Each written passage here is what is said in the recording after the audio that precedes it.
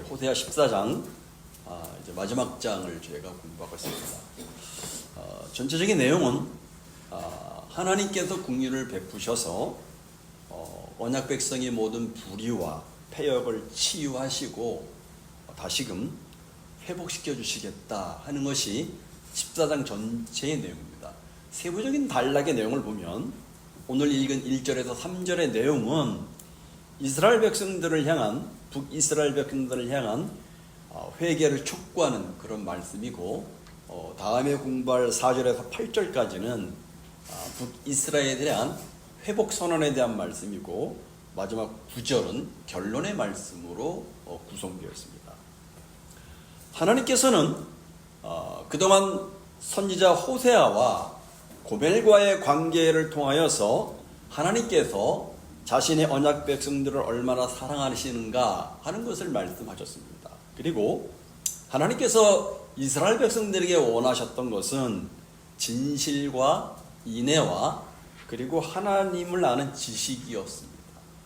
그러나 북이스라엘 백성들은 하나님이 원하시는 대로 순종하지 않았습니다. 그들은 하나님보다는 우상을 숭배하였고 하나님보다는 이방 나라들을 의지하였습니다. 그래서 하나님은 북이스라엘의 죄에 대해서 철저하게 징계하여 심판하시겠다라고 말씀하셨습니다. 사실 하나님이 징계와 심판을 말씀하시는 것은 돌이켜 회개하라고 말씀하시는 거죠. 어떻게 보면 기회를 주시는 거예요. 자신들이 짓고 있는 죄를 버리고 하나님께 돌아오면 회복의 은혜를 베풀어 주시겠다고 기회를 말씀하시는 거죠. 그래서 오늘 본문 말씀을 통해서 북이스라엘 백성들을 향한 회개를 촉구하는 그런 말씀을 하고 계십니다. 다시 보면 1절을 보니까 이스라엘아 내 하나님 여호와께로 돌아오라 내가 불의함으로 말미암아 엎드려졌느니라 라고 말씀합니다. 여기 하나님께로 돌아오라는 것은 참된 회개의 의미가 있습니다. 온전히 하나님께로 돌아오라. 하나님께로 돌아오는 길만이 너희가 살 길이다. 그런 뜻입니다. 하나님의 품으로 돌아오라고 말씀하십니다. 왜 너희들이 그토록 지금까지 큰 어려움과 고통을 당하는 줄 아느냐? 하나님을 떠났기 때문이요. 하나님을 모르기 때문이요. 하나님의 사랑과 은혜를 반역했기 때문이라고 말합니다. 그러니 이제는 하나님의 품으로 돌아오라는 그 길만이 회복의 길이라고 호세아 선지자를 통해서 하나님 아버지의 마음, 심정을 전하십니다. 그러면서 하나님은 호세아를 통해서 너희가 불의함으로 말미암아 엎드려졌다라고 말씀합니다. 여기 불의는 지금까지 우리가 공부한 죄악의 내용들을 말합니다.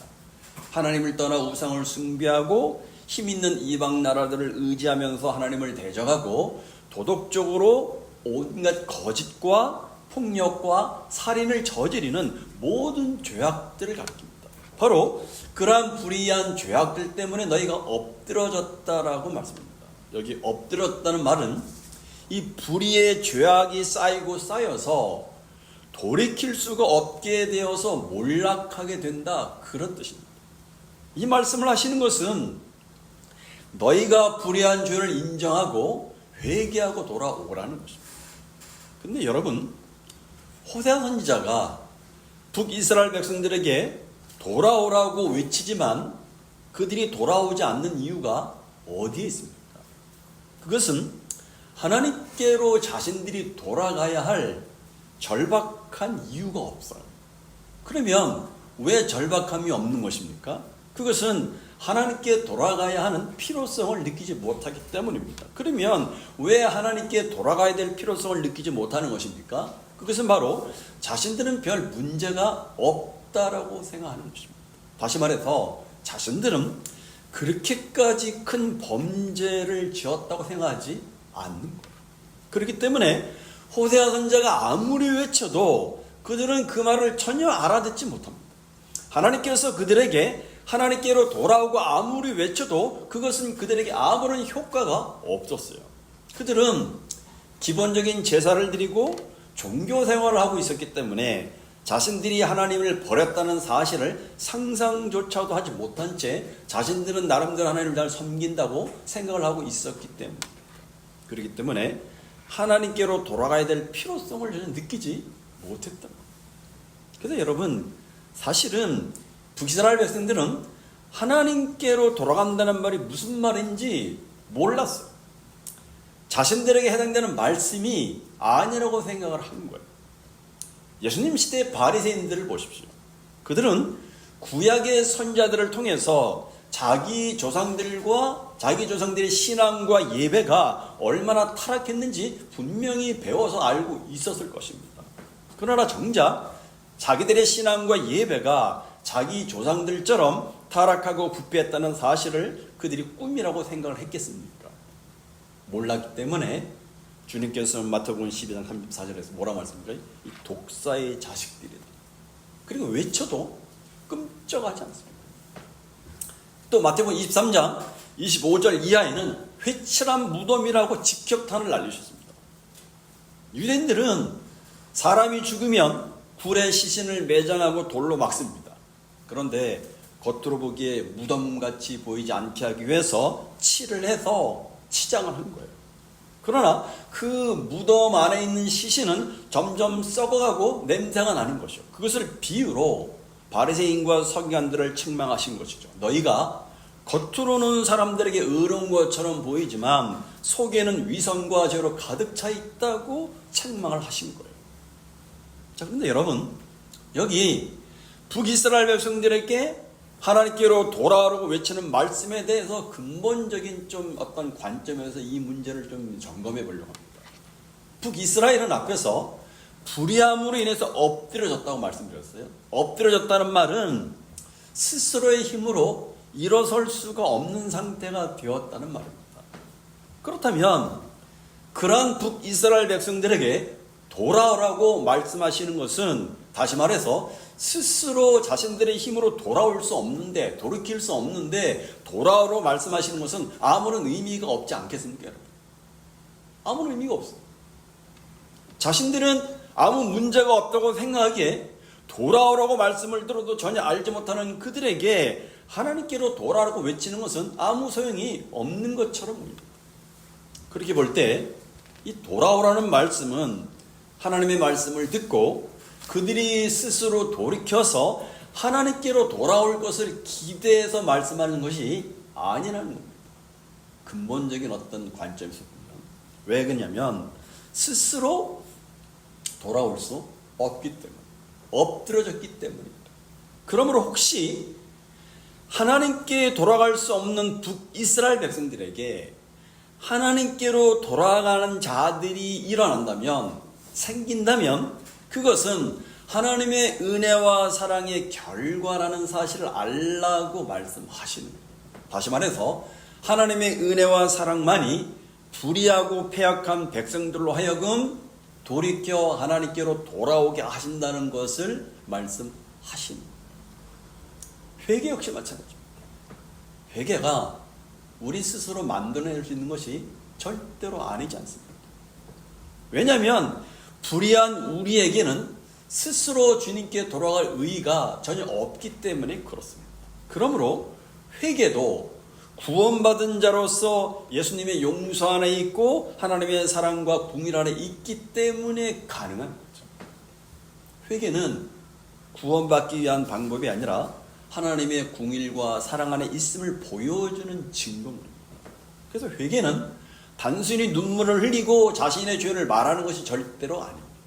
거기서 한 걸음 더 나가는 거예요. 주님께 돌아간 자로서의 증거, 회개한 자로서의 증거가 반드시 있게 됩니다. 그것을 본문 2절 3절에서 얘기합니다. 2절을 같이 한번 읽어보겠습니다. 시작.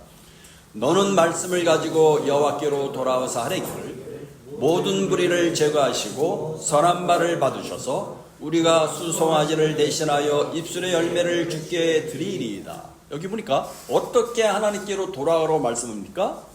값이 비싸게 나가는 소와 양 같은 재물을 가지고 나가는 것이 아니라 말씀을 가지고 돌아오라고 얘기합니다.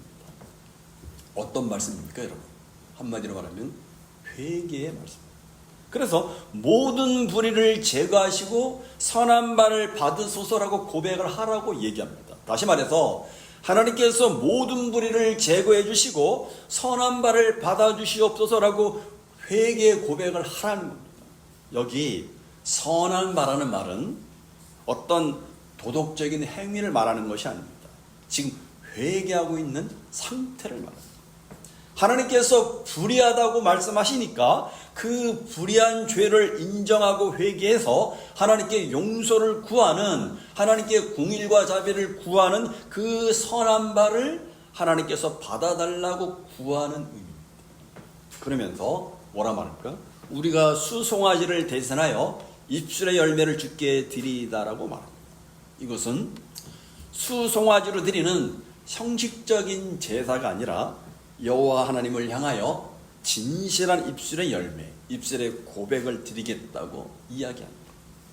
여러분, 우리 신자가 하나님의 말씀을 가졌을 때, 하나님의 말씀이 우리 안에 역사할 때 가장 먼저 나타나는 현상은 우리 자신의 불의함을 보게 됩니다.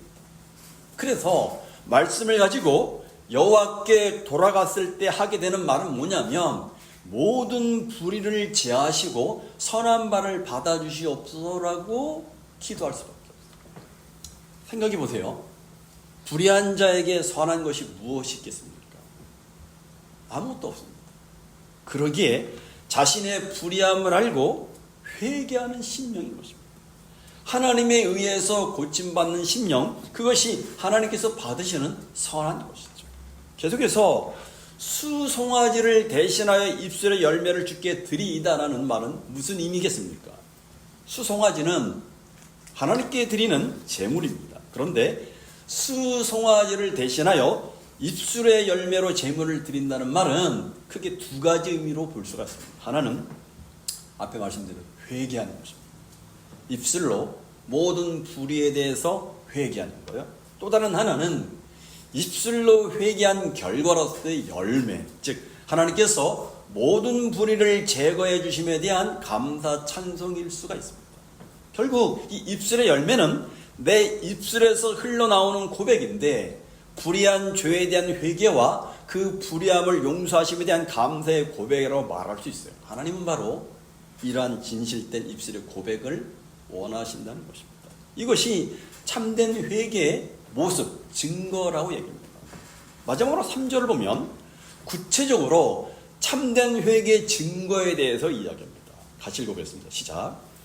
우리가 압술의 구원을 의지하지 아니하며 말을 타지 아니하며 다시는 우리의 손으로 만든 것을 향하여 너희는 우리의 신이라 하지 아니하오리니 이는 고아가 주로 말미암아 공유를 얻음이나 할지니라. 이 말씀은 회개하는 죄에 대한 실제적인 어떤 고백에 따른 증거를 얘기하는데 세 가지를 말합니다. 첫 번째는 압술의 구원을 의지하지 않겠다는 것. 전에는 말씀드린 것처럼 압술과 화친 조약을 맺고 그들에게 조공을 바쳐서 나라의 안전함을 꾀하려고 했는데 이제는 압술을 의지하지 않겠다는 고백입니다. 둘째는 말을 타지 않겠다는 겁니다. 여기 말은 군사력을 의지합니다. 그러므로 전에는 군사력을 의지했는데 이제는 군사력을 의지하지 않겠다는 고백입니다. 마지막 세 번째는 손으로 만든 것을 향해 자기들의 신이라고 하지 않을 것이라고 말합니다. 전에는 바알과 금송아지 우상을 숭배했는데 이제는 그 우상을 신으로 숭배하지 않고 하나님만을 참 신으로 알아서 하나님만을 섬기겠다는 고백입니다. 그리고 3절 하반절에 보니까 이는 고아가 주로 말미암아 공의를 얻음이다 라고 말합니다. 이 말씀은 정말 회개의 고백을 받아주기를 바라는 기원의 얘기입니다. 여러분, 고아가 누굽니까? 고아는 부모가 없는 아이입니다. 부모가 없는 아이는 당연히 공의를 베풀어야 되는 대상입니다.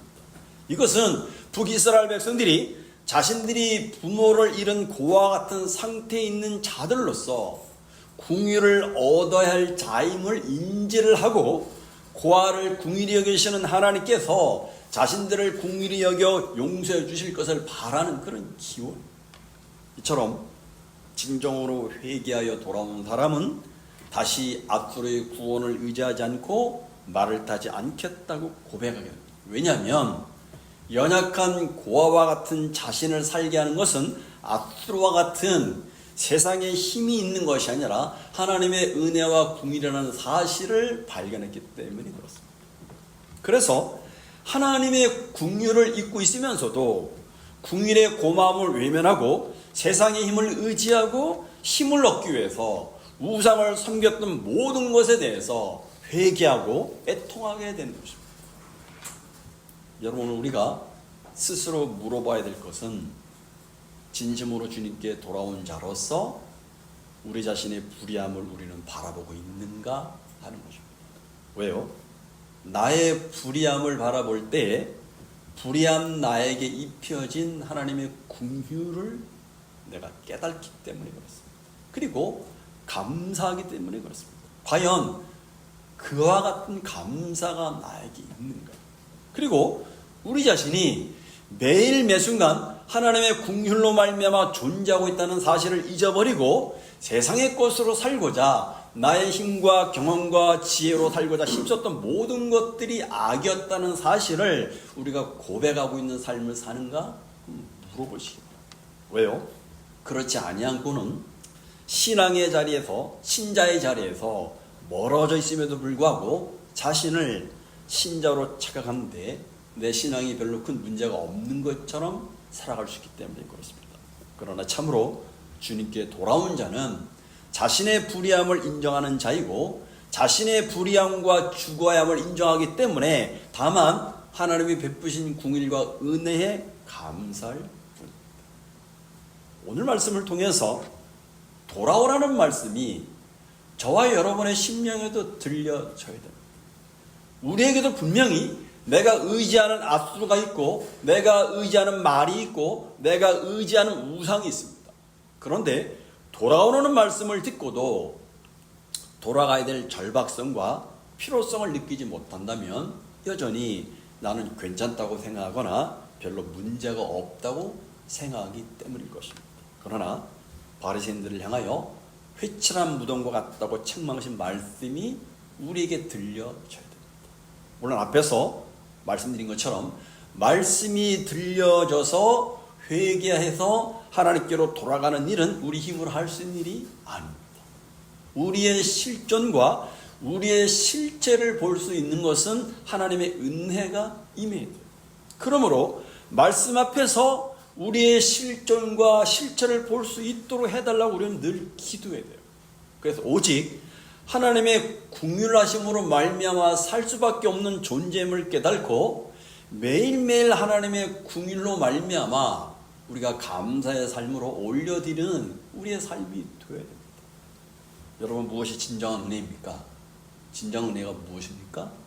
우리 자신은 매일같이 불의함으로 엎드릴 수밖에 없는 존재요, 스스로 살아 돌아갈 수 없는 존재라는 사실을 깨닫고 하나님의 긍휼하심을 구하는 마음으로 하루하루를 살아가는 것이 하나님의 은혜. 결국 나는 매일 매순간 복음이 필요한 존재임을 철저하게 느끼고 산다면 그 사람은 하나님의 긍휼을 구할 수밖에 없고 하나님의 긍휼을 경험할 수밖에 없죠. 그럴 때 그의 삶과 발걸음에는 겸손과 감사가 담긴 삶이 나오는 것이죠.